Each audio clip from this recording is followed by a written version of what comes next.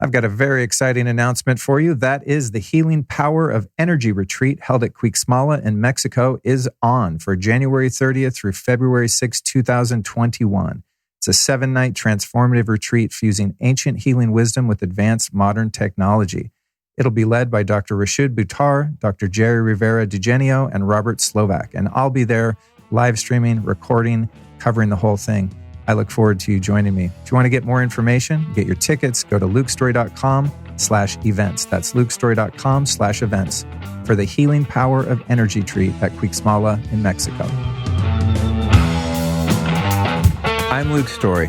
For the past 22 years, I've been relentlessly committed to my deepest passion, designing the ultimate lifestyle based on the most powerful principles of spirituality, health, psychology, and personal development. The Lifestylist Podcast is a show dedicated to sharing my discoveries and the experts behind them with you.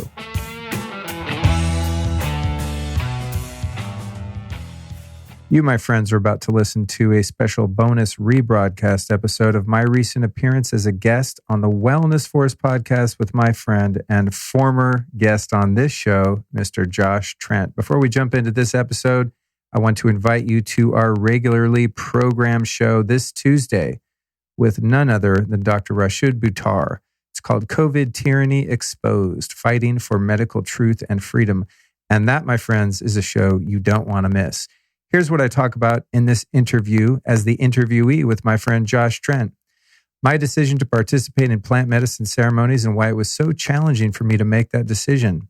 Unpacking my family's history, including alcoholism, abuse, neglect, and how that impacted my life and relationships at a young age. Why I avoided being emotionally intimate or vulnerable for a very long time and how that has recently changed. How kundalini yoga has been instrumental in my awakening. My past definition of freedom and the moment I realized that I had actually imprisoned myself. The many addictions I've put aside in order to gain greater self-awareness and higher consciousness. The various 12-step groups that focus on helping people with dysfunctional behaviors such as sex addiction, love addiction, and issues in relationships.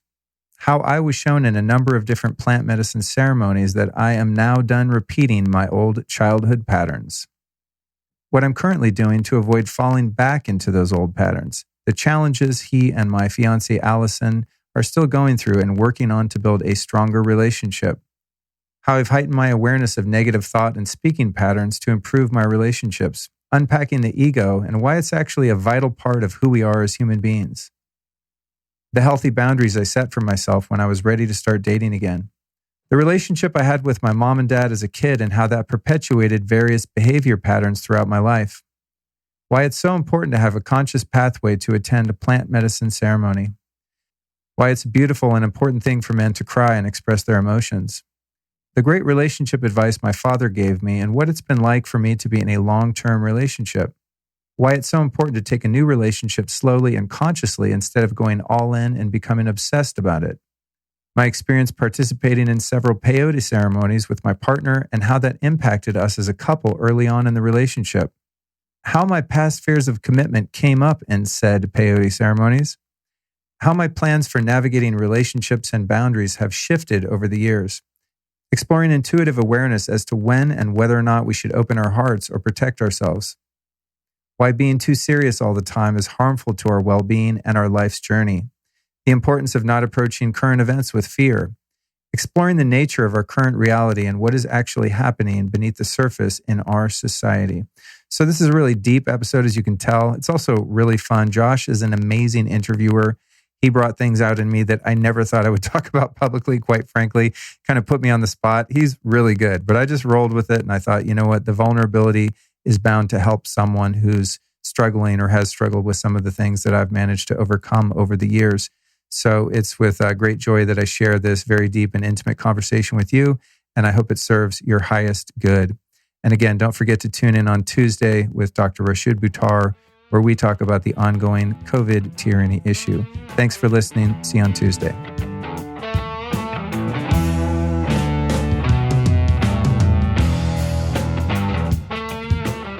Hey, live people. It's so much, it's way louder in our heads I think there's 7 cameras here, you guys. I'm not even joking. So if you're watching this on, I think it's my personal here on Instagram. This is the one and only Luke story. What's up, Luke? Hey, guys. We're going to talk about conscious relationships today. Oh, shit. Among other things. But the last time I saw Luke, last time I saw you, man, at your house, you were in a completely different space. And I've been so inspired just to know a little bit of your story just from social media. But you've been handling quite a bit. Like you've been changing, you've been morphing, you've been doing different medicines. You went to Costa Rica. You're still living in LA. Live and let die in LA. Live and let live in LA. How have you been, man? It's been like 1.5 years since you're on Wellness Force. Maybe even 2 years. Josh, life's really good. I mean, if nothing else, it's interesting, in light of everything that's going on. I'm doing my best to see the current events that we see transpire in the world as a new beginning and the end of a former paradigm. But it is challenging at times, watching streets of LA on fire again. I was there in the LA riots in the 90s and, seeing all of that kind of come back around and the overreach of the powers that be come to fruition and, watching the things that someone like David Icke was talking about 20 years ago actually happen. It's kind of disconcerting, It's like those conspiracy theories you hoped weren't true and are kind of now proving themselves to be so. Yeah. But aside from all of that, in the outer, my inner world is amazing. And as you know, my lovely girlfriend Allison was just here, and that has been an absolute blessing. And really since the beginning of 2019 in January, when I went to Rhythmia at your recommendation, by the way, thank you. You're welcome, man. For that, because you know that was a challenging decision for me. Yeah, especially with your background. Yeah, for a number of reasons. 20 years, I believe, of I was 22 years sober. 22 years sober when I went there. And that set off this whole other, as anyone would know that has had this type of experience, it set off a whole other degree of awakening and depth and healing and just absolute transformation. So it's been about 1.5 years since that initial liftoff.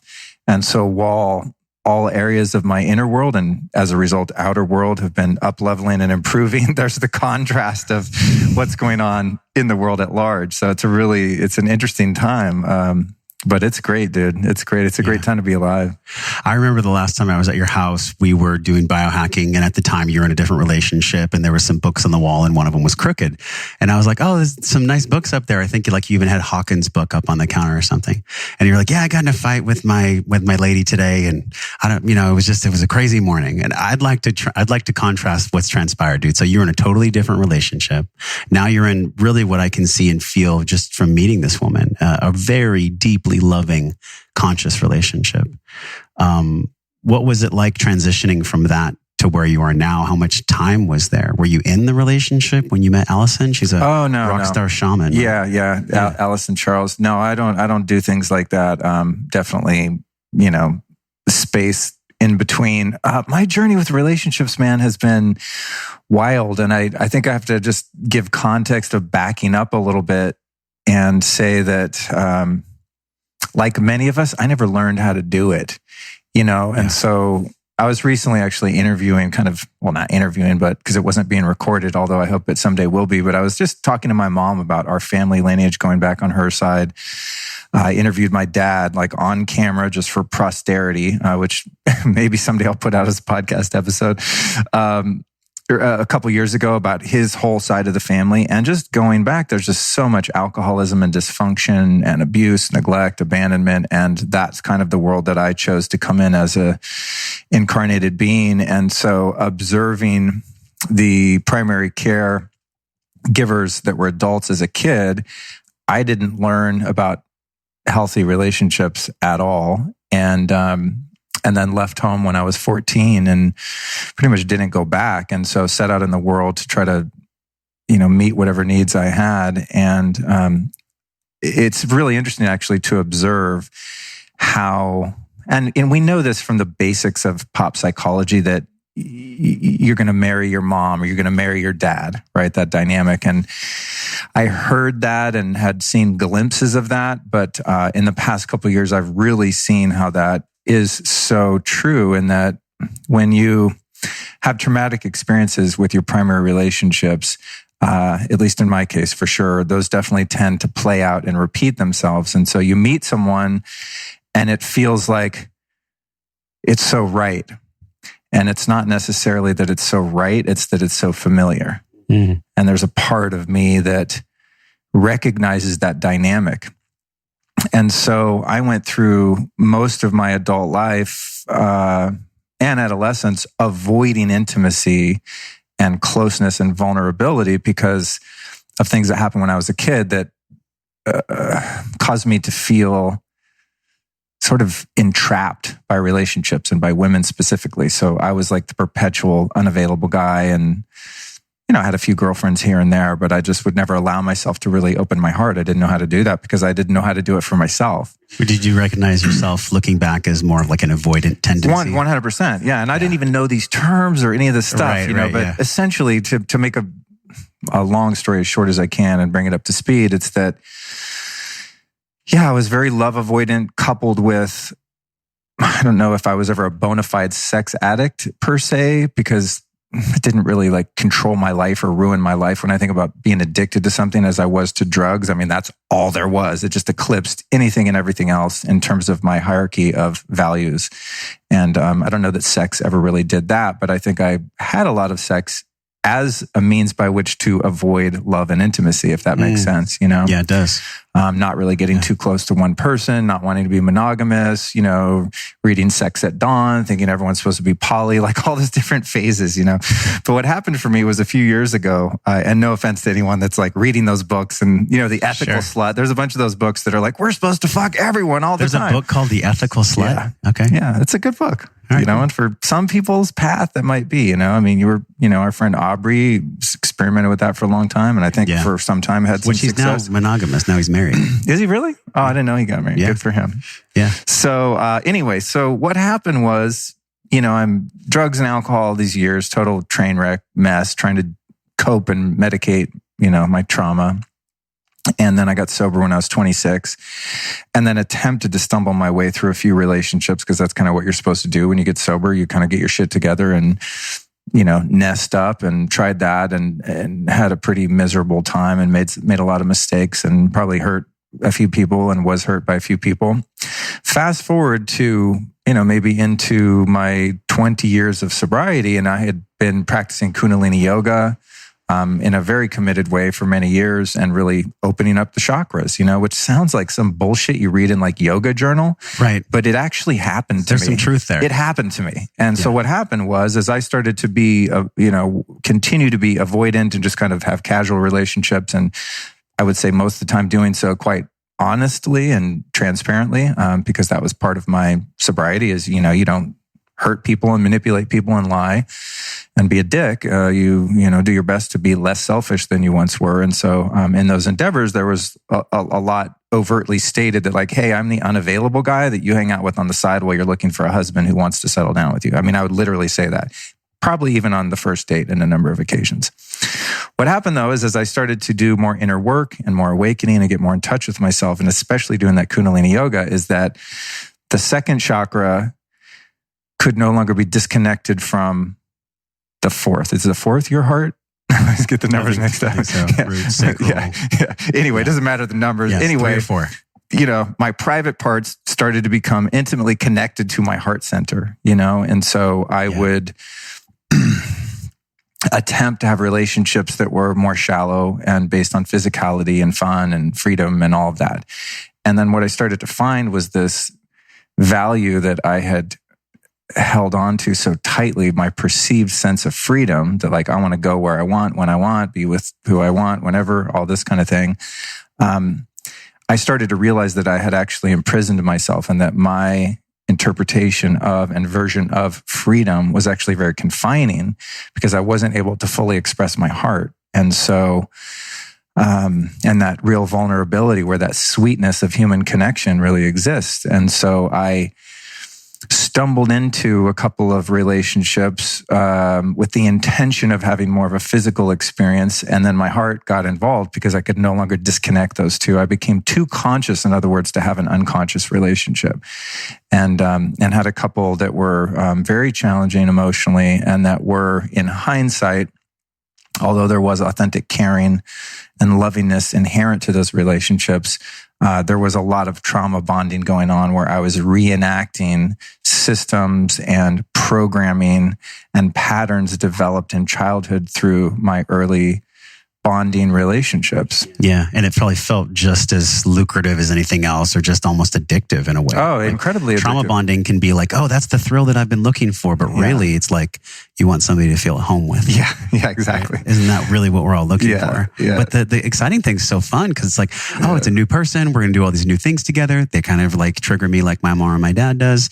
There was a point though where you had to decide like, oh, this actually isn't for me. You had to love yourself enough to leave potentially addictive relationships that most people don't have that consciousness to get through.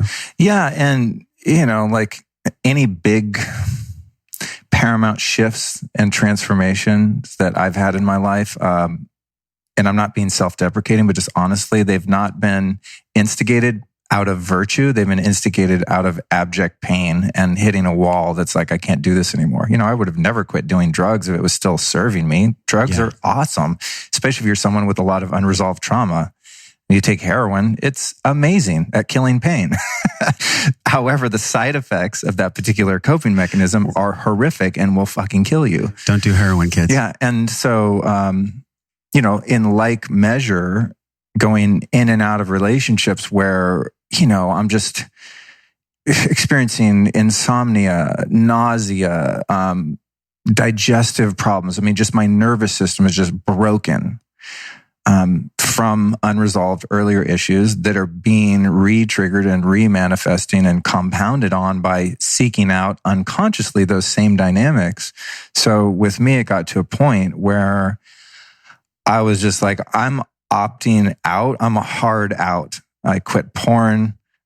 People ask me, did you quit the thing you do when you watch porn? Not entirely, but I became much more aware of when I was doing it to escape, you know what I mean? And it just kind of became relegated to something done maybe if I wanted to fall asleep or, really like... it was a conscious use. Yeah, utilitarian use, I might say. I'm 49. Sure. I'm not incredibly horny these days, like I was in my 20s or even 30s. But anyway, quit porn, quit dating. Went to groups that help people with this kind of dysfunctional behavior. What kind of groups, though? Like specifically? 12-step groups. 12-step. It's tricky there because there's anonymity issues. But I went to groups of people that are having problems with their relationships and sex addiction, love addiction, avoidance. I didn't know anything about any of this stuff because I just avoided all of it and just was sober, having fun, living my life. I had a career in Hollywood, working in fashion. And this is why would you ever look at that? Just be conscious, do your very best not to hurt people or mislead people, and just have fun. And that's what I did up until the point where that fun started to be really empty. And I realized that, like everything I just said. But anyway, so I started buying every book on like codependency and love addiction, sex addiction, all that stuff. What were some of the first books you bought? Pia Melody. I forget the name of it. Pia Melody's work on codependency. They both have very similar names, and I always get them confused. Pia Melody, and the other one is somebody knows it right. Melody. Now. They both have a melody in their name that's spelled differently, and they write on codependency and love addiction and avoidance and stuff. Yeah. I can let you know for the show notes because I'm sure I have them. Okay.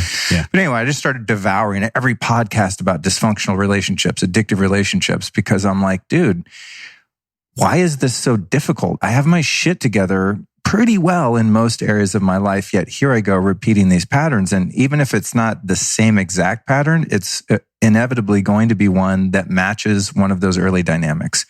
So I did, about 18 months, 20 months or so, almost 2 years all in with no porn, no dating, no sex, no flirting. I barely even looked at women in the eyes. Like, this is like ultimate celibacy. Yeah. Because it was necessary for me in order to do a hard reset and to really be able to have a high degree of objectivity about my behavior, my patterns, and what it was underneath all of that needed to be healed. And so that started to really be revealed. And I really did start to see these patterns so clearly just through writing and reading and journaling and praying and meditating, just going like, God, I actually now in my life at that point wanted to be in a committed, monogamous, long-term relationship pretty much for the first time in my life, and this is in my, I don't know, I'm not good at numbers, but, mid 40s, I guess you could say at that point, and I'm like finally ready to come out of the Peter Pan phase of just like having fun and being free and really, really settle down in a serious way, or in a meaningful way, never a serious way. I don't like seriousness, but in a meaningful way, as I said, because my heart was just exploding with love and I have so much love inside me. It's just like, this is just how I live every day, is just cultivating that and just emanating that and receiving that. And it got to this point where there was just this disconnect where that transmitter was being muted and stifled. And that became incredibly heartbreaking to have those feelings that are emerging and wanting to be shared. And then having, my old wounds put the brakes on that and go, no, keep that down. So the reset was all about that. Once I felt I was ready, I prayed, I conferred with my guides of all types and set out to go about dating. When I went to go date again after that period, I had a very clear plan. It was like I wrote down every single thing I was looking for, all my red flags, all my non-negotiables. I had to be very methodical about it and very quite linear. It was just like, okay, I'm a dude, like this is what I want, this is what I don't want. And also a very clear and honest inventory of what I have to offer a relationship, which surprisingly to me, I found was quite a lot, because of the work that I'd done. Yeah, you were willing to go very deep. This is Byron Katie as well was in there somehow. Yeah, right? yeah. Along with the codependency understandings and emotional inventory.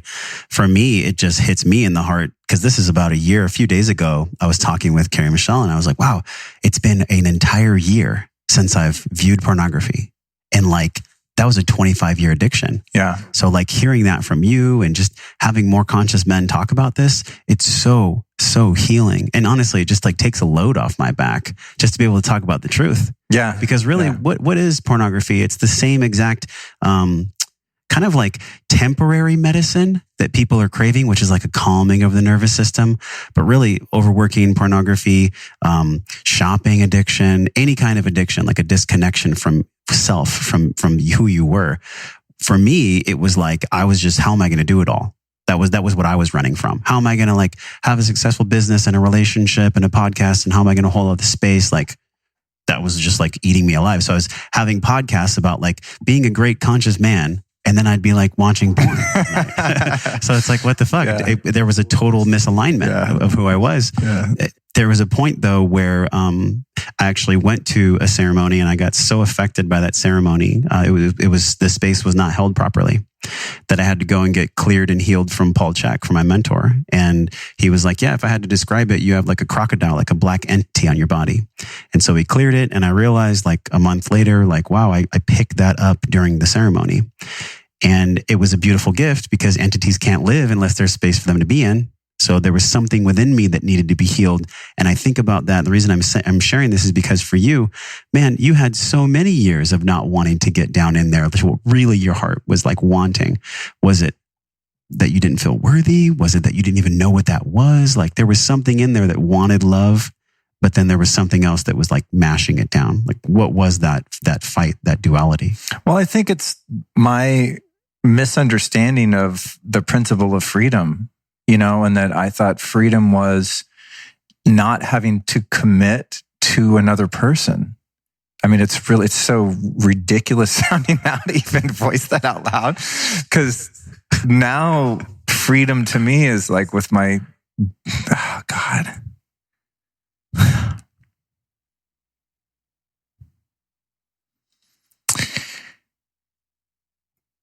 Freedom now with my amazing partner, Allison, is there's such a depth of freedom. There's a freedom to unabashedly, without any reservation whatsoever, to express how much I love her, both in word and in deed, and not to feel which is how I used to feel. It's just now the dysfunction becomes so clear to me because of the contrast. But I really used to believe if you truly showed a woman how much you love them, that they would eventually take that information and use it as a dagger to fucking destroy you. I mean, this is the kind of dysfunctional thinking I used to have. So that element of freedom, and then the other element of freedom to just be at home. You know, that feeling you have when you walk into your house, provided you have a home that you enjoy and feel safe in. You know, some people don't. Yeah. I used to not. But it's that feeling of being home and just to have zero guard up and to just be able to breathe. You know, it's like I was in so many situations that I put myself in relationally where I was always holding my breath, thinking, well, at least I'm not fully committed to this, so I'm free. You know, but like holding your breath, how is that free? You know, and now it's just, I mean, I'm still shocked at how authentic and real I can be with my girlfriend, and that she still loves me. You know, and that's, I'm not, again, it's not a self-deprecating thing. I'm just like, I didn't know you could actually be yourself to this degree. And just the more myself I am, the more that self is received and loved and accepted.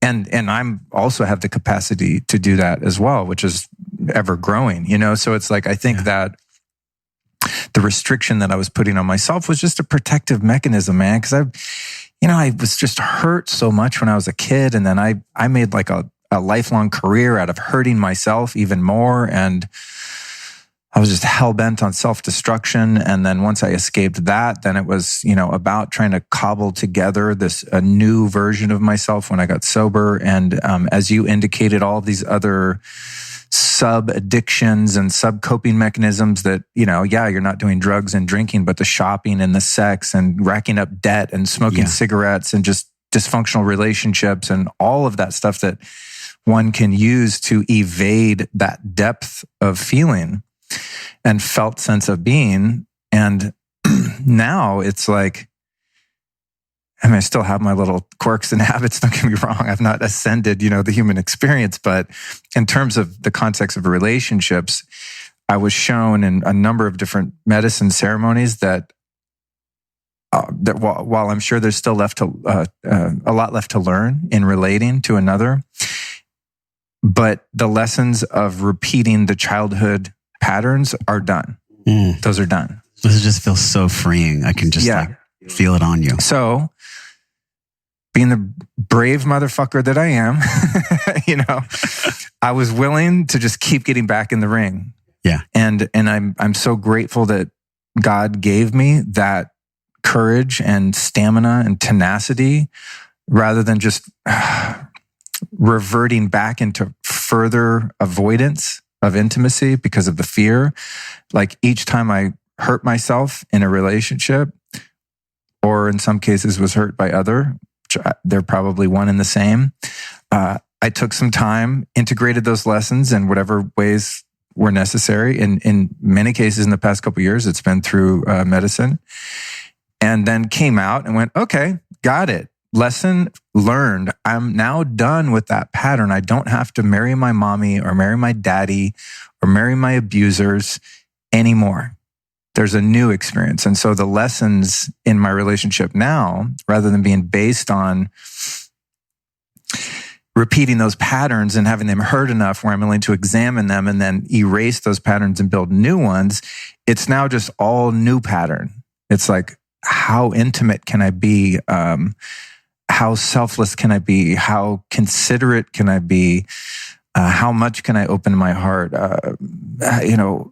How much love can I allow in? How much vulnerability? How much can I be myself? How honest can I be in my relationship? How committed can I be to the relationship in and of itself and also to my partner? And so it's like the lessons are now in, and not to say that, there aren't things that we need to talk about and work through. Yesterday we had a chat about some stuff and it was a little uncomfortable for 15, 20 minutes. It was a little bit of a tough talk, but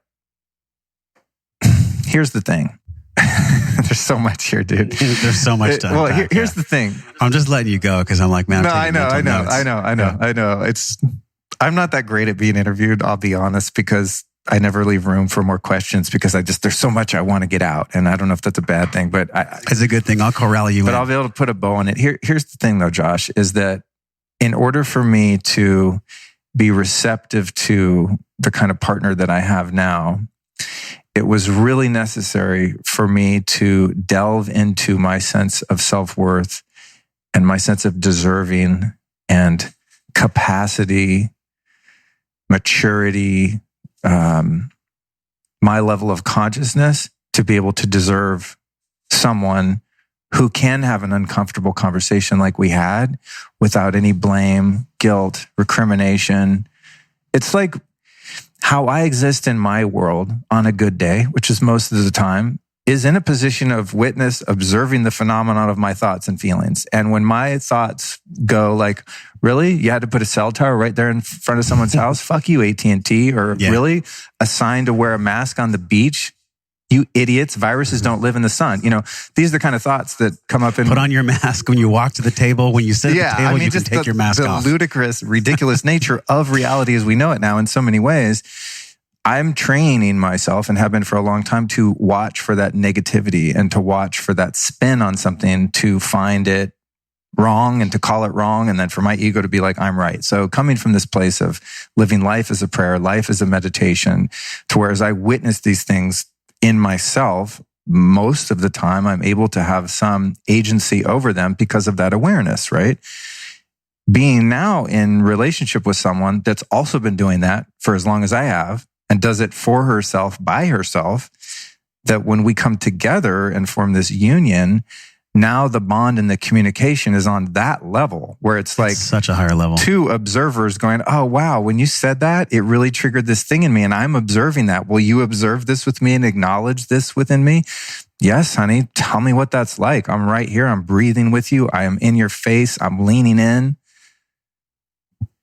There's so much listening, you know, there's so much that overlaps here because you're an ego structure who also has an observer, and you don't want to like completely kill the ego because the ego allows you to be Luke. That's what makes you play guitar and do a podcast. I'd be wearing ugly dad jeans. Exactly. You'd be wearing those thick white sneakers with the pulled up white socks, man. So there's the ego, there's the observer, and then there's also a connection with spirit, because whether you're in 12-step or not, and you and I have talked about this multiple times, man, it is people's disconnection from God or spirit that actually makes them think that they're alone. That's what perpetuates the illusion of separation. So along this journey, man, I almost feel like, and I'm curious how you feel, the right woman comes along, or however you want to identify, the right partner comes along. For you, it's a woman. For me, it's a woman. The right woman comes along, and that is what brings you back home to God. Because she reminds you, that person reminds you that, oh, well, that's God talking to God. That's me interfacing as God to another God. Let's create a life of heaven together here on planet Earth. But it's not spiritual bypassing. You've obviously done the work. Like, you've gone through multiple dark nights of the soul. Last time I remember we were talking about a cockroach when you were passed out on the floor, when you were in addiction land. And so here you sit today, man. A few of them. So here you sit today. You know, you interviewed Allison. I think it was episode 111, which I want to know the significance of that episode, the number. Did you plan that? And then also, who is this woman that reminded you that you're God, so is she, and you guys can do this work at a higher level together? Should just have her in the interview with us. Yeah, you know, it's interesting. When I met Allison, here's how it happened. I was speaking at this event called WITMA in New York, maybe 3.5 years ago. And I saw her on the social media posts and things, the promotional materials. And I was like, whoa, hottie, hello. This is during celibacy, right? Yeah, that's the problem. Yes. So I was like, yep, well, not for you, Luke, but she might be a great interview. And so when I was out there, I crammed in, I don't know, like 15 interviews in 2 weeks or something like that. I did a lot of recording and she was one of them. And, you know, I studied up on her work like I would anyone that I'm going to interview, so I can walk in educated and have some good questions. And, I was attracted to her, but like I said, I was in that zone that I was in. There was no flirting. There was no, I mean, she would have thought that I was married or gay. Like, there was zero indication that I thought she was physically attractive, because I wasn't giving that energy, because I had to withdraw all of that energy I was wasting from being in the coffee shop and like looking over, that kind of thing. Like, did she look at me? Yeah, she looked at me. I'm okay. I'm worth something. You know, like all that shit just had to be dismantled. So I meet her and I'm just like, all business. Hi, nice to meet you, Allison. Let's do the interview. But during the interview, 111. Yes, it was 111, not planned, but it just happened that way. By the way, 2522, our street address adds up to 11. Oh, I just want to throw that out there. So cool, a lot of ones up in here. Cool. Yeah. During that interview, I had a moment of awakening with her, which I'll never forget. It's on video. You know, I had it on Facebook Live, so I still have the video. I'll probably play it at our wedding or something someday. But yeah, there was a moment where I was explaining to her why I was doing my thing, and because her awakening had come out of relationships 100%. She was not an addict or anything like that. She just was in a long, really tumultuous relationship that ended in a lot of pain, and so that was the beginning of her awakening. So we were talking kind of along those lines, and in that moment is when I had the realization that I was breaking my own heart by withholding my love. And I expressed that to her in that moment. And she was just there. I don't know, there's no other way to explain it, but it was a really vulnerable moment for me. And it was also a moment in which I had an awakening or a mini realization right there that I didn't really know. I hadn't articulated it in that way. And she was just like smiling, eyes open, heart open, completely just full of empathy in that moment with me without judgment, and just really held space. And it was meaningful to me, but she lived in New York. I was celibate and whatever. So that was the end of it. And then we, stayed in touch here and there and spoke at some events together and said hi and texted every once in a while. And I always liked her. But one of my non-negotiables was long distance relationships. When I came out of that period and wrote that list of things I would and wouldn't do to keep myself sane and healthy and happy, it was a 2-hour limit on commuting, not farther than 2 hours away. And New York, you have to be a really strong motherfucker to do a long distance relationship. Yeah, I can't do it. I mean, when Carrie, Michelle, and I first started dating, there was 3 months of long distance. She was in Sedona, I was here, and I would have like full panic attacks. Dude. Like, I'd be like, what the hell's going on here? And it was all that stuff that you had described where from our childhood, these things come up. And I think initially, like when I first started, I was like, I can handle this, I can do this, but you will never meet God or you will never meet yourself as you would in a conscious relationship. Yeah. Like, oh man. And so you're celibate, you meet her. Then what happened to get her on episode 111 of your show? Well, I mean, that was really the first time we met, was that moment. I walked into this business where we were going to record, and that was the first time I technically met her.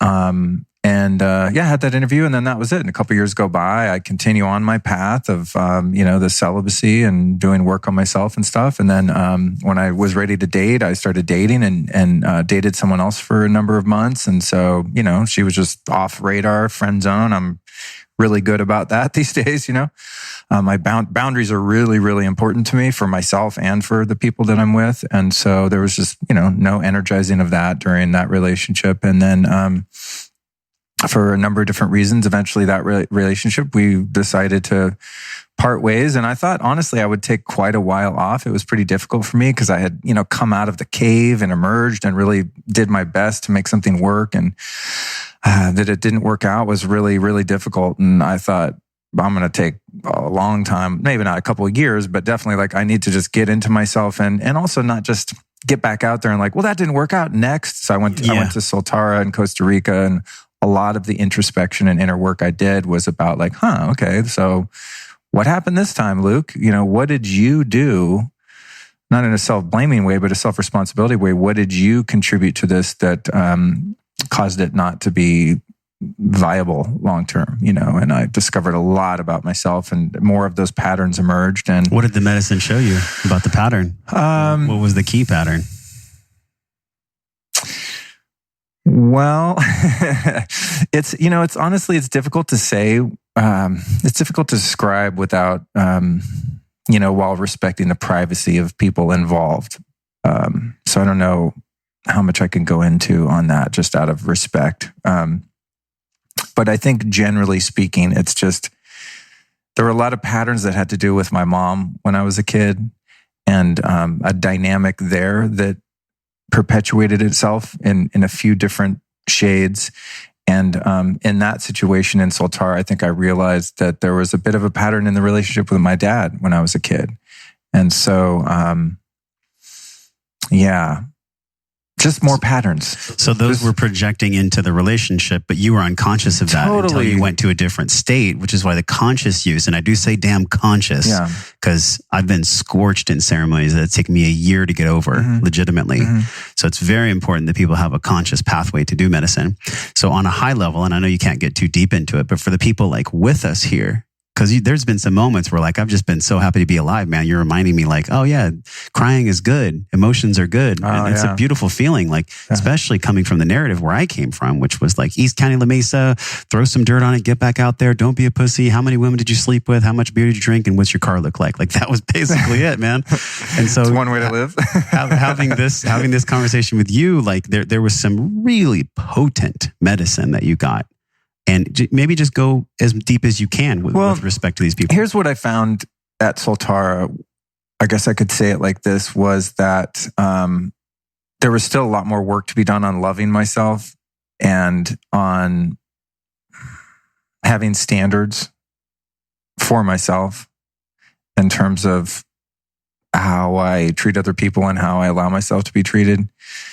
And I saw there, God, there's so much. I mean, it was such a profound experience, those 4 ceremonies. But essentially, I saw how I had abandoned myself, and I had seen in prior ceremonies how I had been abandoned and neglected in various ways throughout my life. But this one was all on me. This one was like wanting things to work so bad and wanting love so bad that I lost the connection with myself and my own sovereignty, my own individuality, my own ability to feel autonomous and connected to God without another person, So perhaps you could say some version of codependency, maybe, in that, like a little sneaky one in the corner. Yeah. Just, and just in all fairness, I think ultimately just issues of compatibility too. It's just the way you think, the way you believe, the way you interact in the world is just different than someone sometimes, and it's not a matter of like who is right or who is wrong. It's just,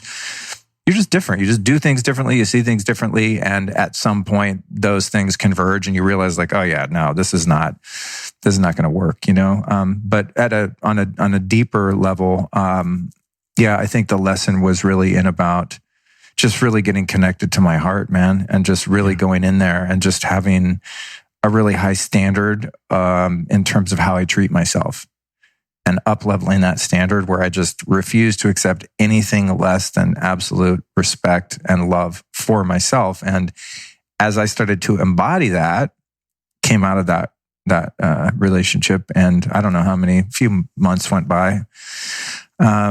And then, Allison was out here visiting and mentioned to me that she was moving here. And I was like, excuse me? That just changed the whole game.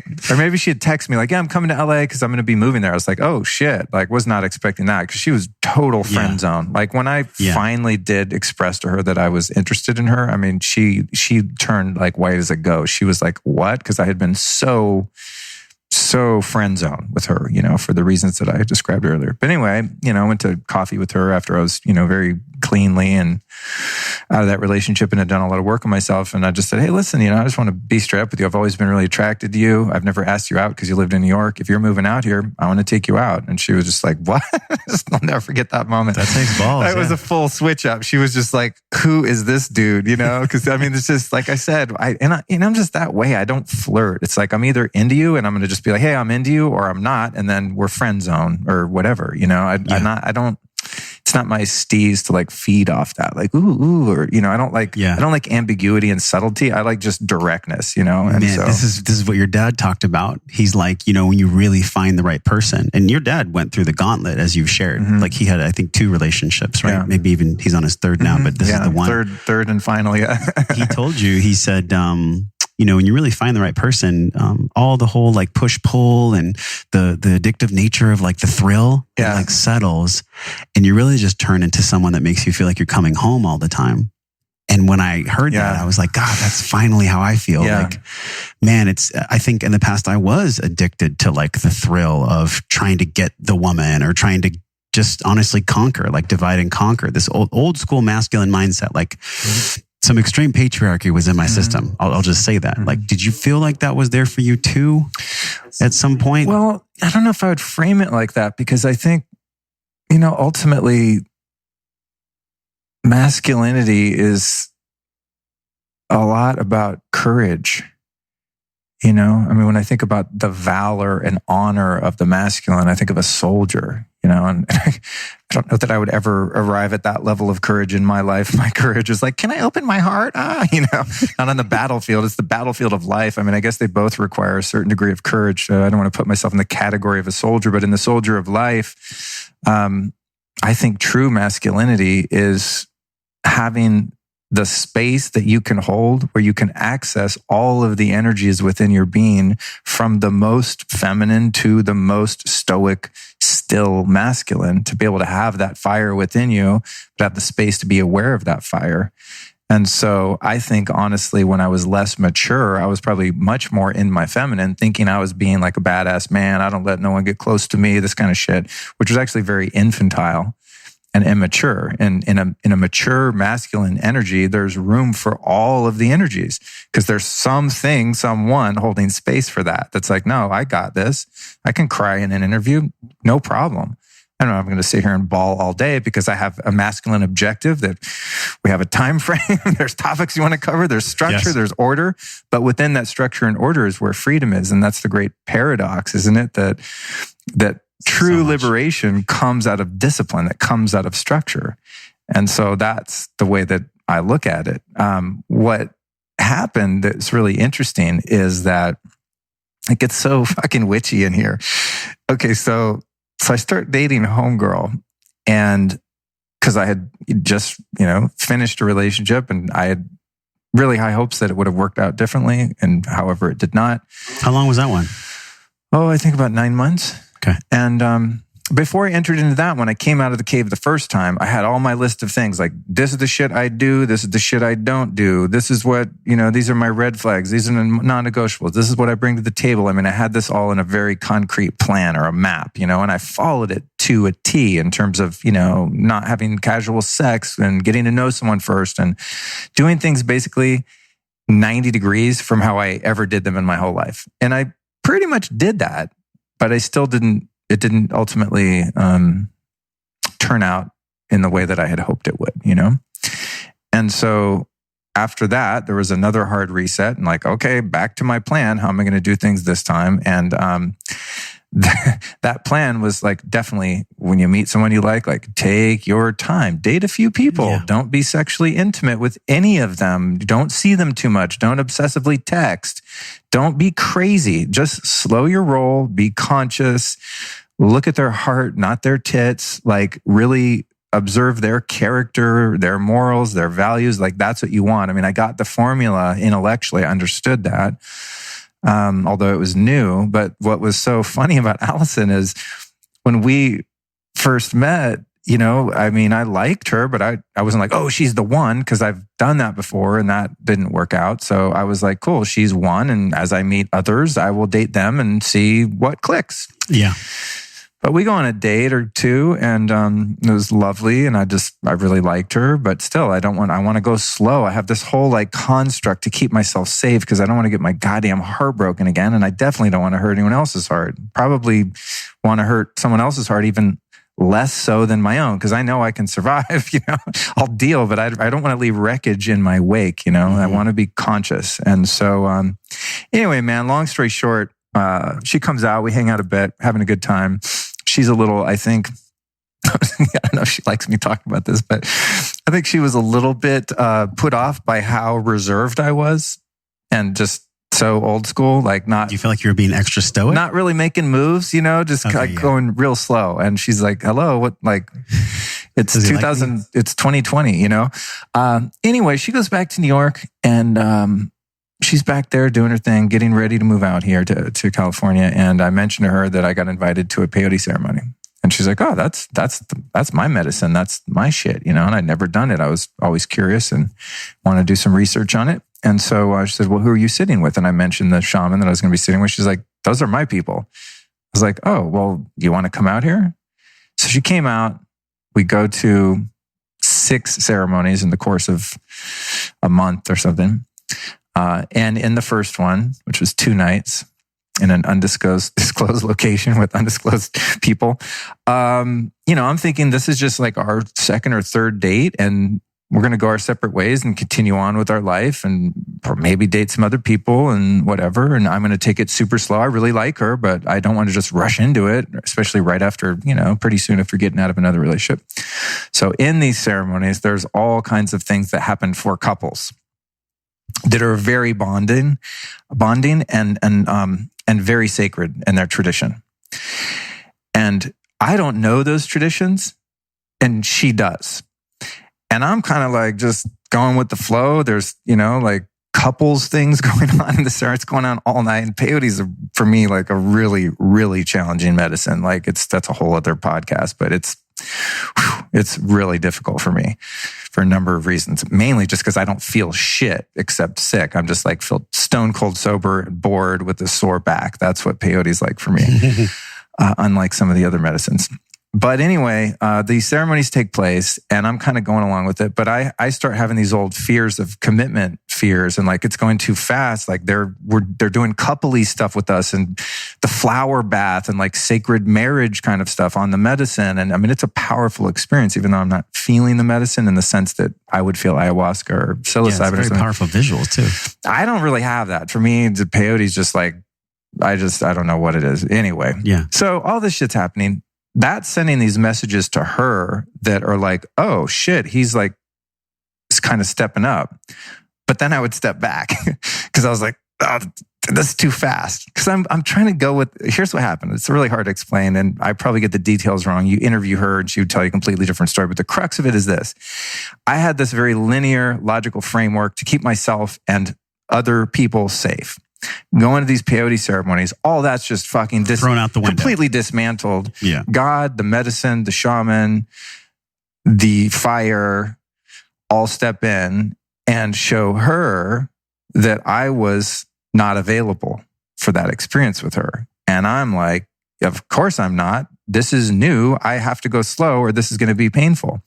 During the course of those couple nights of ceremony, we drive to our Airbnb after the first night, and she says, can we have a chat? And I'm like, sure. And she expresses some of her feelings to me, that she felt like she was fully there and like available to this, and I'm kind of dodging that intimacy or that commitment and giving her like rejection energy. And she's basically like, dude, I'm here. I'm into you. Where are you? That was the basic gist of it. After you were the one that said, hey, I'm attracted to you. I want to take you out. Yeah. Yeah. But, I'm in the medicine. I've never been in this. I haven't taken this medicine. I don't know this tradition. There's all these, micro ceremonies within the ceremony. It's all moving very fast. I'm like, what the fuck is going on here?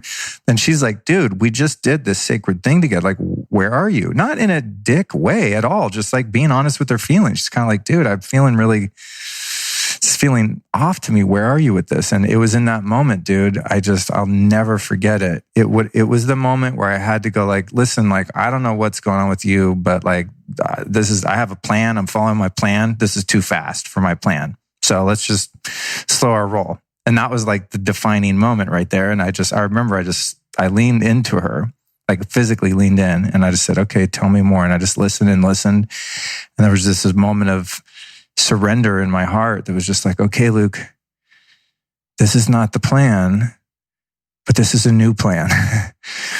And I just had that moment where I had to follow my intuition and God and the medicine and just go, okay, let's do this. And like in that moment, we became a couple. I mean, not physically as a couple. Sure. That didn't happen for a while, which is so funny because that was part of my plan. It's like, do not have sex because it makes you stupid. Makes me stupid, Most people. Yeah, Yes. just pheromones, chemicals. Oh, we're in love. Well, maybe your dick is just in love, not your whole being. So I was like, you know what? Oh, here's what happened. I had that list. And basically, yeah, she was, forgive me for stumbling around with this, but my memory is not that great, especially when I'm like a couple nights up on peyote. But essentially, she's like, I'm available. I'm here. I'm into you. Where are you? I was like, oh shit, this is the moment. And I could tell that if I wasn't able to come to the table, that might have been it. She might have just been like, he ain't seeing this shit. She had done a lot of work to get to that place. Yeah. So she wasn't willing to sacrifice She'd been all the work celibate like she had done. 6 years, dude. She was like doing... She was celibate for 6 years? Something like that. She was not playing. No, not at all. And she's beautiful. So I'm like, I don't know how you did that. Living in New York, like, must have been penises flying from every direction at her like on an ongoing basis. Yeah, she really is. But anyway, so it was that moment. I'm like, oh shit, here goes Luke. And what came to me through the medicine really was, I went back to that list. All the shit I was looking for. I mean, from really superficial physical stuff to the depth of someone's character, values, goals in life, what they will do, what they don't want to do, the whole thing. I mean, I have it in my Evernote right here. I'm not going to read it because it's embarrassing, but private. But I said, well, you know what, Allison? I had this plan for how this is supposed to go so that I do it right this time. And I actually have a list of the things I'm looking for. And I didn't get out my Evernote, but I remember it because I'd written it a few times and tried to use it a couple times. And I just said, okay, I'm looking for someone who has these qualities, this. And I went through the list.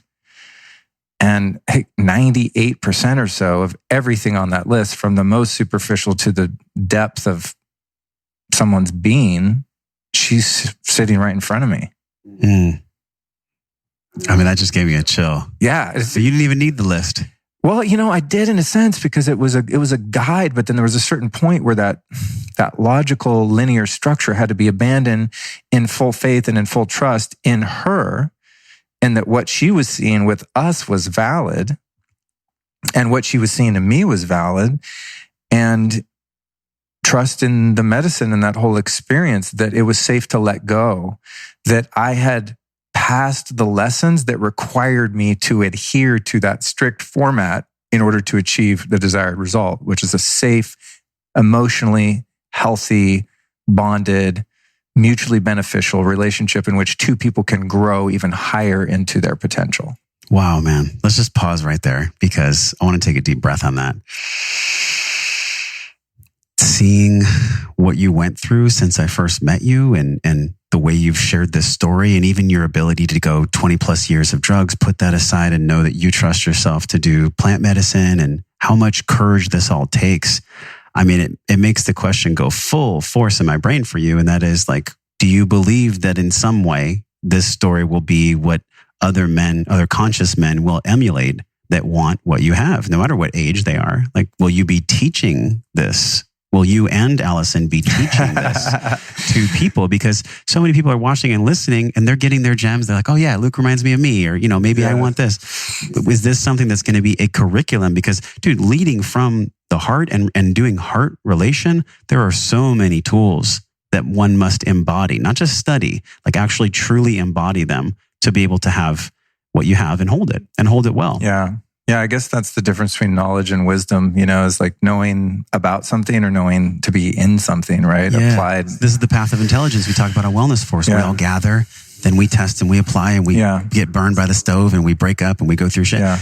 And then finally at some point for you, it was like making a list and then realizing that it was aligned. We embody it. That's the whole curve. That moment, dude, was just so special, of just acknowledging her vulnerability. I mean, the courage that it took her to be like, hey man, here's where I am. I'm here and it doesn't seem like you are. And if you don't, here's what she said to me, I think, and again, she'll probably correct me at some point, but she said something to the effect of, after these nights that we've had, if you don't see me for who I am, then I don't know if you'll ever be able to see me.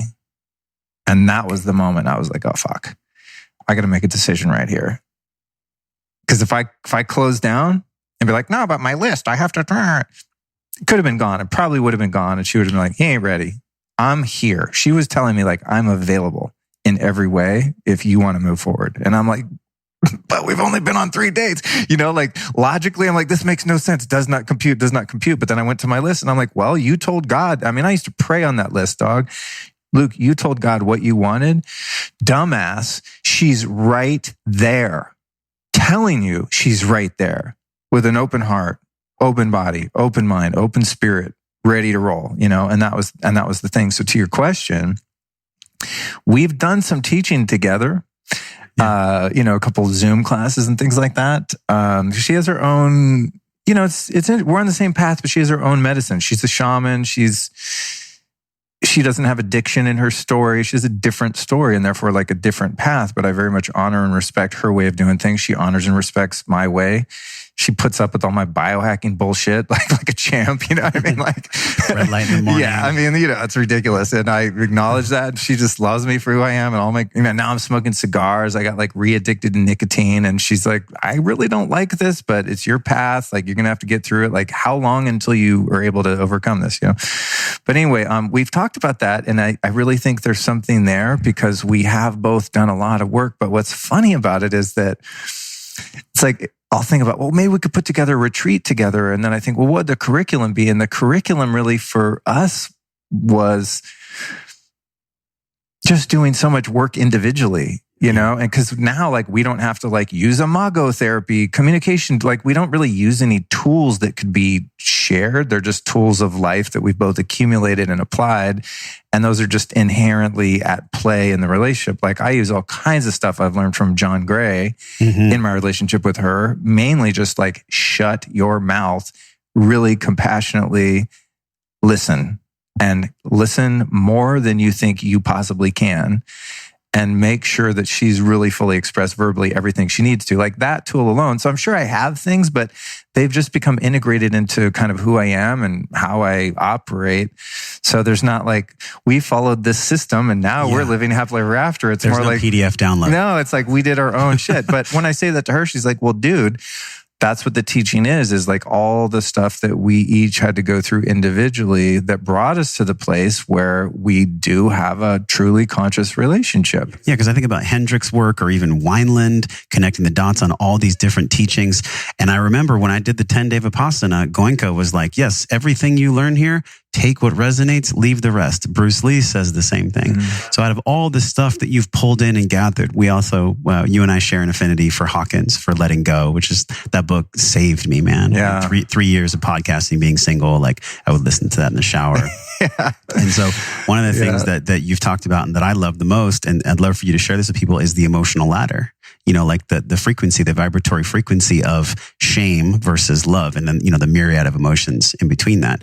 Everyone go get this book. Like this book is profound. It's David Hawkins' Letting Go, but walk people through that ladder because that I'm sure in a way allowed you to be with Allison and open your heart. Yeah. Well, I think it's part of the self-awareness to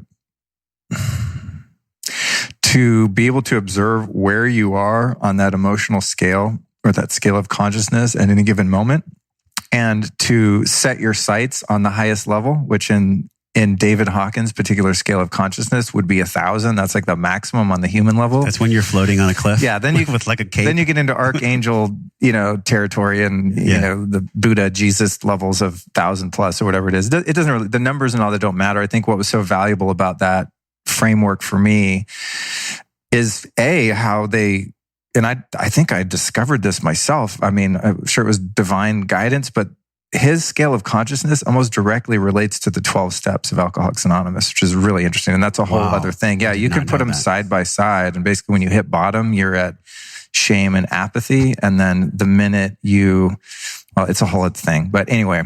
I feel like God's spirit is speaking in so many different languages and it's all the same thing with different clothes. Yeah, it is. What the hell? It is. Well, I guess it could be simply explained like the 12 steps as a teaching, whether or not someone is an alcoholic or addicted to anything. The 12 steps as a teaching have one purpose and one purpose only, and that is to raise your consciousness. Yeah. Right. So you come in shame and apathy and you work your way up through willingness and courage and self-honesty and making amends and being of service and prayer and meditation and all these things that elevate your consciousness. So it's like that particular framework of having an understanding of where you are in terms of as a conscious being and also where you want to get to. And that place of wanting to get there is the single focus of one's life. And so now spiritual practices aren't relegated to a certain time of day at a certain place with certain people, or because you feel like shit and you're like, oh my God, I need to get spiritual.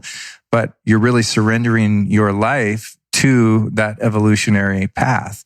And so one's life becomes a prayer. Everything one does, how I place my hands on the table, how I look you in the eyes, how I'm aware of that water, how I'm consciously opening my heart in this conversation. Everything that's going on is a devotion to God.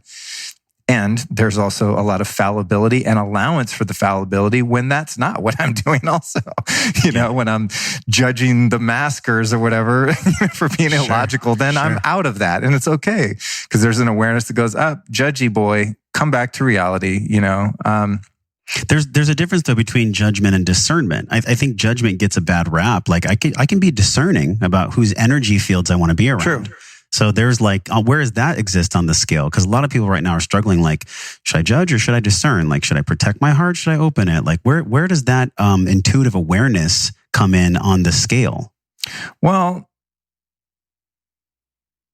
I think judgment in and of itself is coming from a positionality of ego, right? Because as embodied souls, we're in an animal body. We're in a big hairless ape suit. Well, some of us hairier. I have more hair than you. Some of us hairier than others, right? So we've got this ape system and this higher consciousness. We have this prefrontal cortex that acts as this supercomputer to make sure that the ape stays safe. So in any environment, the basic structure of ego is to size everything up.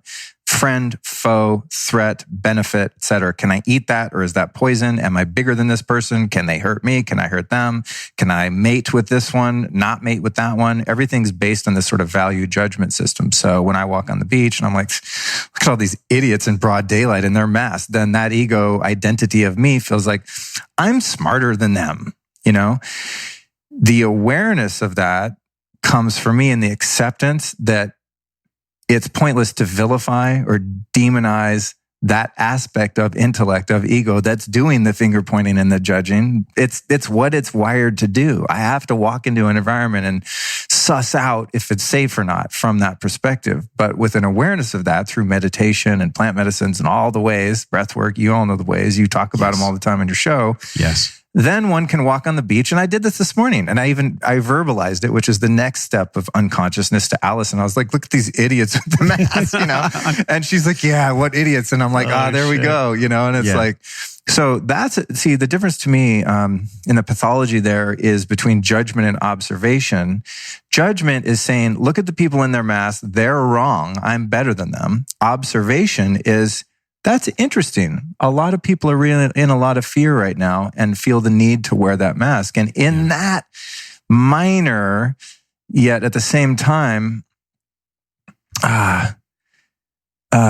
expansive differentiation is the compassion and the love for other. And the empathy for me to be able to go, oh man, what if the only knowledge I was exposed to was coming out of my TV from CNN? Like an absolute arm of the CIA was controlling my mind. Like that's super sad. And I got to feel for them. And, maybe every once in a while, if I'm around someone and they seem extremely distraught, I pull out my fake ass mask and put it on, but it's in having the awareness. And then when I've made what I determined to be a transgression, I don't want to call it a mistake, but just I've regressed backwards into a place of less love, less awareness, less compassion, rather than the double jeopardy of I made a mistake and then kicking myself in the hind end for it. It's where can I bring more awareness into this?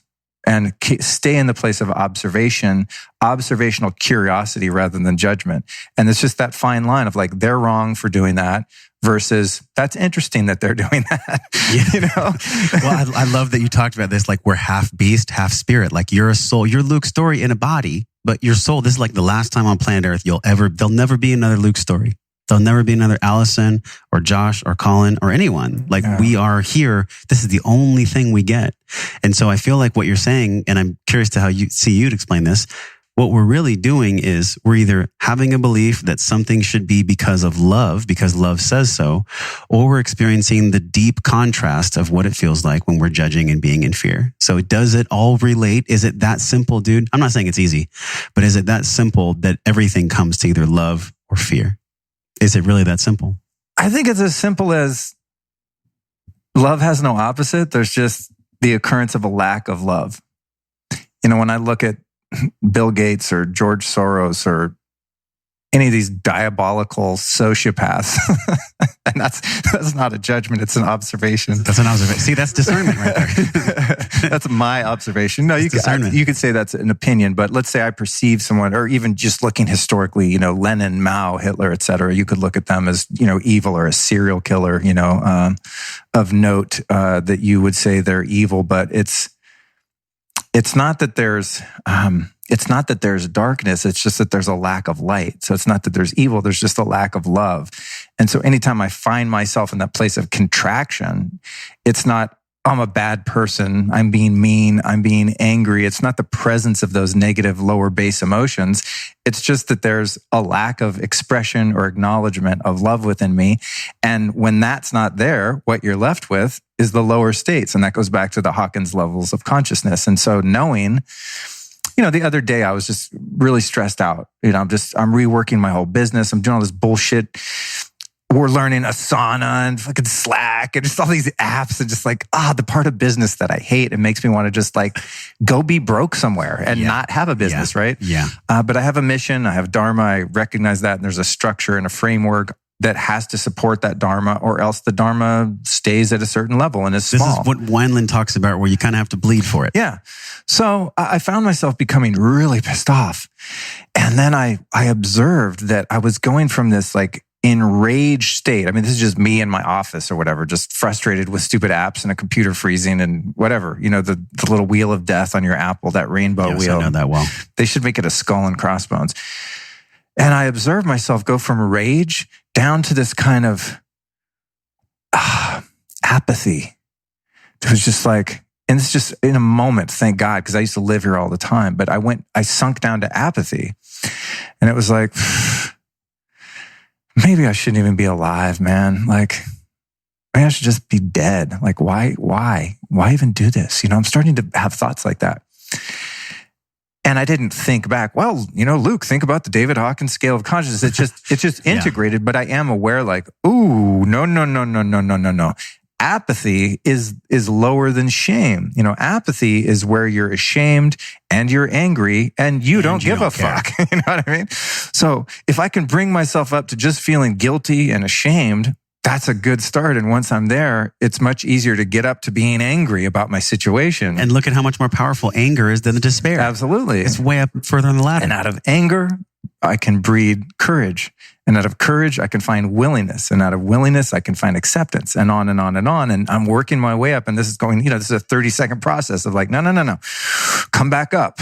Let's reframe this experience here from oh, poor me, I have to learn how to use a $3,000 computer. Really, dude? You're complaining about this? Yes. Your job is to talk and you're going to bitch about that? I'm bitch slapping myself. Wake up. Come on, man. And that's just a little inner dialogue based on that self-awareness. And so, every person, I believe, that is 100% human, and I do believe there are entities among us that might not be all the way human, as odd as that might sound. But I think that every human being does have the capacity for unconditional love. And I know that I do because I live there a lot of the time. So anytime I'm feeling dysregulated or lost or having some sort of doubt, it's just because I've left that place of center and that knowingness, not a belief in, but a faith in, knowing that I am a divine, timeless, infinite being that's having a brief momentary experience here in which I have to use a computer and these dumb apps.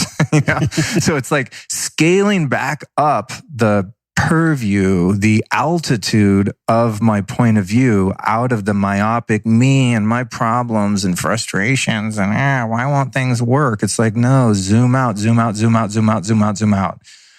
and see myself as that little ant having this little ant experience. Man. And that gives me perspective that allows me to have a little bit more of a realistic point of view and a modicum of humility that allows me to acknowledge, it's hard being a person. And also, it's a lot harder for a lot of other people. And it was also a lot harder for me a year ago, 5 years ago, 10 years ago, 20 years ago, 40 years ago, Well, you have it good in some ways, but also losing anonymity and bearing your soul to hundreds of thousands of people, that's nerve wracking. we had a podcast that had like hundreds of thousands of views, and I shared some things about my life, and I was like, damn, I'm sweating. Like I even talking with you, like in the first 15 minutes of this, I was sweating because I'm like, damn, he's bringing up porn. Like, I'm going to have to share it, because there's no way around it. We either talk about the truth and discuss and connect on the truth and how belief and faith are the same thing. If I say something and so it is, or we don't, then we're just having comedy podcasts. We're not getting deep at all. We're not actually moving people. How do you navigate this world of like not getting too serious, but also knowing that there's some serious shit in the world that humor and levity and podcasting can be a solve for, can actually give a solution for? One of my favorite principles is wearing the world like a loose garment, and also that seriousness is a mental illness.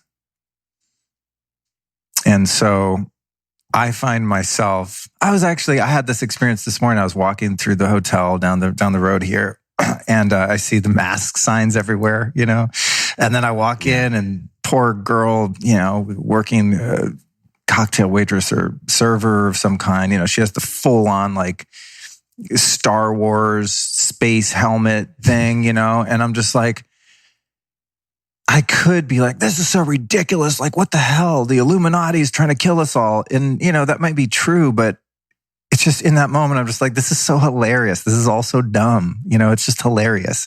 And so I'm in the world, and I realize some people are forced to do that. Some people want to do that because they're afraid. People like me don't want to do that because I'm not afraid. And even if I was forced to, I'm pretty much not going to, and I'm willing to pay the consequences for that. But it's all part of the theater of life, so it's like, how can we have one world in the physical theater and believe it just enough to participate in it, but to know that this is all ultimately illusion, and the only thing that matters is the ascension of my soul and my consciousness while I'm here, and that this physicality in this material world that I'm gifted enough to participate in as an incarnated being is perfectly designed and set up for my ascension. It's the perfect earth school. Wars, famine, rape, the New World Order, nuclear bombs, everything. It's one hell of a show.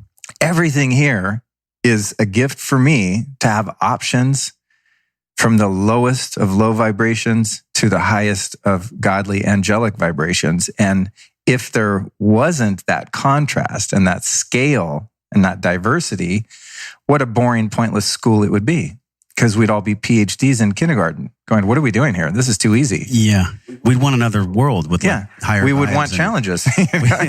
So it's being in the world, but not of the world. So it's being in the world, acknowledging that we're, to some degree playing along with the system here that is all fabricated by the creator in order for us to flourish or fail. And so from that point of view, I keep up on my taxes. I have a bookkeeper. I tend to the earthly things in my life, but I really, really do my best to not take it all too seriously. And I know at any given moment, if I'm not feeling free and light and happy, the only thing wrong is that I'm taking this shit to be all there is. And I'm taking it too seriously, especially myself. And so when it comes to vulnerability on social media and being expressive and just wide open and willing to be trolled to death, it's like, have at it, man. It's like, give it your best shot, folks. I think, didn't you say so? You were like, I block them and I bless them. Yeah, block and bless, man. Although that's funny because I've been talking a lot about censorship, and then I've had one or two people call me out and like, bro, you kicked me out of your Facebook group. What? I thought you didn't believe in censorship. And I was like, huh. Oh, wow. I didn't really think that through. Serving you some duality. I was like, that's an interesting point, actually. But then again, my Facebook group, although it's on a public platform, is my home. Like, this is your home. Yeah, you wouldn't go to somebody's house and shit on the doorstep. If I started knocking shit over, you wouldn't be censoring me to be like, hey, you can go do that outside. Yeah. Which I guess me would be saying, you can go do that on Facebook at large, but this is our little our little, home here. Yeah. I love this. I love this aspect of coming home because, we talked probably for a really big, like 45 minutes about this journey, this navigating ocean wave journey of like cutting all the cords to the boats that held the childhood trauma so you could actually bond with somebody and love them for who they are and be comfortable and be at home. And then we also explored like a little bit of consciousness. And I'm thinking about like this phrase of coming home, Ram Dass, Rumi. Most people in some way with whatever words they want to use, they'll say, eventually we all come home. We're all coming home to ourselves. What does that mean to you? To actually come home to Luke, to actually come home to you, to yourself. And how good does that feel at this stage in your life to be able to know, you know what? I definitely have done the work and I embody these certain things. Yeah. I deserve to be at home now. Man, that's really the happy ending to the story, is that we're all here on this big orphanage. We're all, in a sense, lost kids trying to find our way. And, we meet people like you and one another and my lovely Allison. And we, as Ram Dass said, which is one of my favorite things he ever said, and it's the most simple, is we're always walking each other home. And I think what I really found at Soltara in that experience, and was a huge part of unpacking the relationship challenges that I had, was just heart is where the home is, It's like you need people, but you don't at the same time. The person that I need is myself, the place that I am striving to arrive at through accomplishments and milestones, goals, etc. The thing that I think I'm going to feel is that sense of, I've arrived. And the only time that arrival can take place is right now. It's the only time there is, and it's the only home there is. And so to be a wanderer, as I have, into some pretty bad neighborhoods at times, to arrive back within that solitude and to face my greatest fear, which is to be alone. As a kid, I just had this existential loneliness. That was like the one anchor of my life, was just like, what am I doing on this planet? I do not belong here.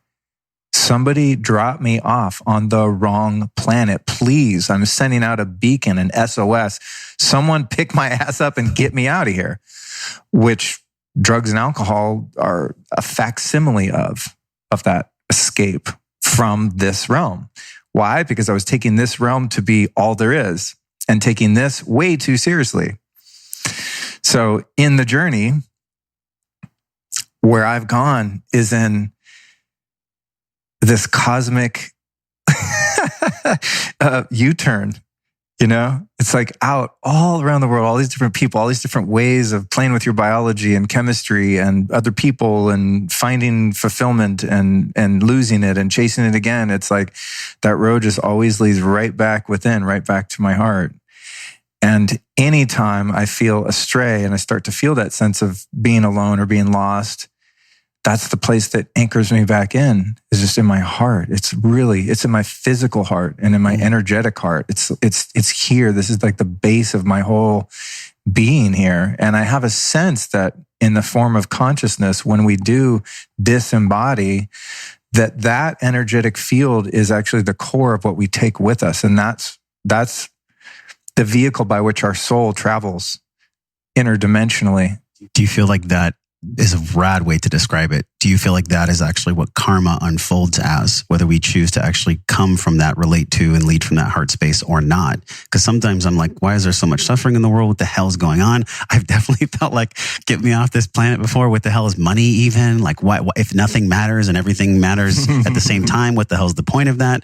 And then I come back to this reminder from you today. And this is why I love podcasting, man, because you've reminded us of so many things. But the one thing that I have been reminded of you is like, okay, I'm good right here. And that's what makes everything else around me good, loved, and well. And so with everything you've been through in the past 2 years, man, since we've done a podcast, how do you define wellness now? What does wellness mean to you at this point in the journey?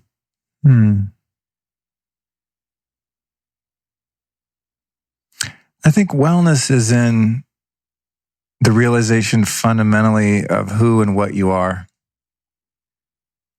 Whether your experience of that is within your heart and that energetic field that we each possess, or your sense of who you are, even as your identity in its limited form. Wellness is in being that fully. It's an integrity, regardless of how esoteric and broad your sense of self is just like owning your sense of self for whatever your level of understanding and development is at any given time, and fully embracing and embodying that, even if it happens to be ugly momentarily. There is a certain wellness in the acknowledgement that one is sick, right? Because fundamentally, that sickness is something that, like evil, does not exist, on a spiritual level. It's just the absence of wholeness, integrity, completeness. And so if I can identify and accept, all right, today I'm having signs of mental illness. Cool, I'm well. That's the moment that I begin to get well. That is wellness, because there's honesty at play that allows me to have a starting point, a point of pivot that takes me in the direction back to reality, which is wholeness and completeness and absolute perfection. Wellness is honesty. Like that was awesome, man. Thank you for being here in my home today. And this is the first podcast I've done since COVID happened. So what a banger. What an insanely beautiful audio journey this has been with you, dude. You're a great interviewer. So, you're great. I listen to your show and I learn a lot. You're very talented at it. Thanks, man. Yeah. I feel the same way about you. Yeah. And it's just such an honor to have played even 0.5% in your journey. Like, because we're all helping each other as we walk home. Yeah. So what's top of heart for you now as you navigate the rest of 2020? Man, it's such an unprecedented time. It's like I said in the very beginning of our conversation here, it's taken a bit of work for me to not approach current events with fear. My faith has been tested a bit by this because, as I said, being someone who's really intrigued by fringe points of view and fringe information, really with the advent of the internet, I realized wait, there's something other than what you're told on TV, and started to delve into different researchers and became curious about the nature of reality, and that the nature of reality is in many ways much more foreboding than we ever could imagine. In terms of just the control grid of the few that control the many, the rampant pedophilia that's now coming to light, that I used to think I honestly, even though I was a victim of pedophilia on a few occasions as a kid, and it's just something I had to work on a lot. It's something I'm passionate about eradicating, even though that's not my exact path. But I used to think when I heard people talk like that it couldn't be that way. It fucking is. There are entities that are devoid of love that have jostled themselves into positions of power on the planet, and I truly believe, are largely controlling humanity. And that perspective is hard to accept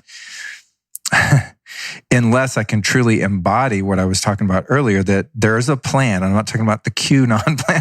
I'm talking about there is a plan, and all of this craziness is on purpose, and that God created the world just like this so that we have the opportunity to ascend from the lowest levels of bacteria, virus, to angelic, timeless, eternal beings. There is that much scope that we have to play with. If I can remember that and not take the world too seriously, I'm doing pretty well. But I do get challenged by the things that are unfolding now, and my ability to frame them as a new beginning, as great, the old power structures are being dismantled, and those that were grasping at control of humanity are losing their grip. And that's why the COVID and the forced vaccines and cashless society and surveillance and the Chinese communism model is being ushered into the West, because they are freaking out because they know it's game over, and that more God-aligned people on the planet want a better experience and more equality in the truest sense. That's where I am right now. It's like, oh, Luke, just lean into that, Yes. and focus on the light and focus on the love without bypassing the fact that we are being squarely faced by a system that is largely devoid of that. And someone's going to be here in a couple minutes that we have to prepare for. So I'm going to let you go for this podcast. Yeah. Whenever we come back around to do it again, there'll probably be like another world order that we've gone through in 2021 or 2022. Just as parting guidance, man, for people that are really interested in the true embodiment of all the qualities and even books and tactics and ways of being and everything we've discussed, do you have a starting point for them, either on your website or just in the content you put out? Like, in other words, where do people go to take that step to be on your doorstep? That's interesting. It's been interesting, man, in doing the content that I do. Because as a hobby, I'm into all of the biohacking and the physical side of things. I think a lot of people arrive at the work that I do as a brand and they kind of see that because that's outward facing. And so at the moment, I'm in a bit of a transition where I'm owning what's most important to me and I think makes the most meaningful contribution in a dharmic sense to my being here for the short period I'm here in this body. So in the near future, I will be creating some offerings and some entry points for people that want to gain the type of perspective and the levels of consciousness expansion that I've been talking about today.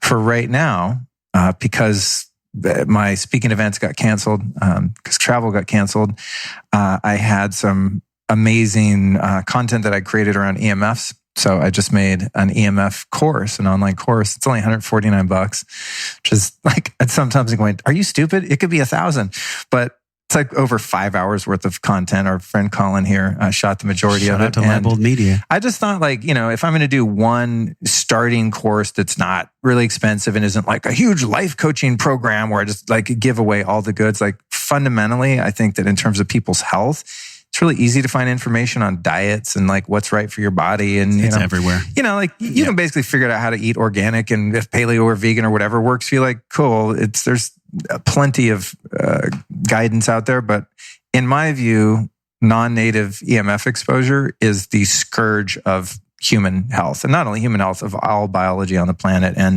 it's something that's here. There's not a lot we can do about it. So I made this EMF home safety masterclass, which you can find at lukestory.com/EMF masterclass. And that's a really great entry point for people to learn fundamentally about the different sources of EMF in your house and how to fix it.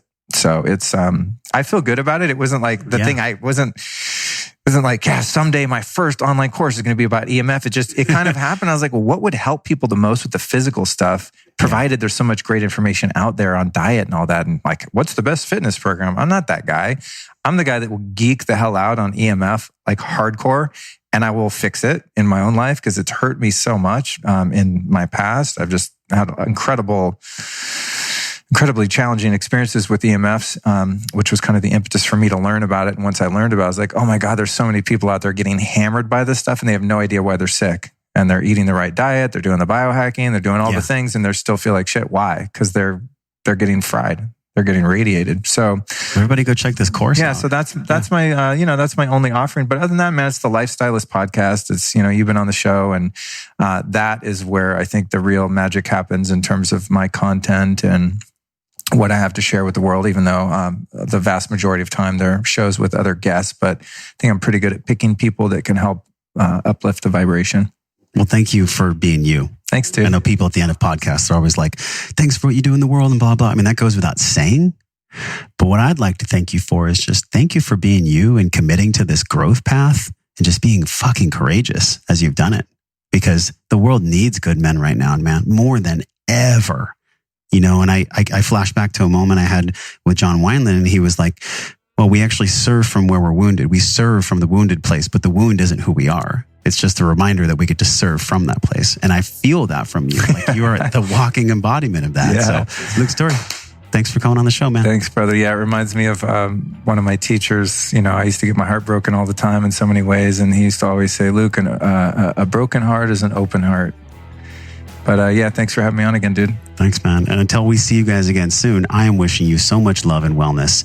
We talk about Luke. We talk about all these things in the Wellness Force group. It's wellnessforce.com/group. So I'm wishing you love and wellness. We'll talk to you soon.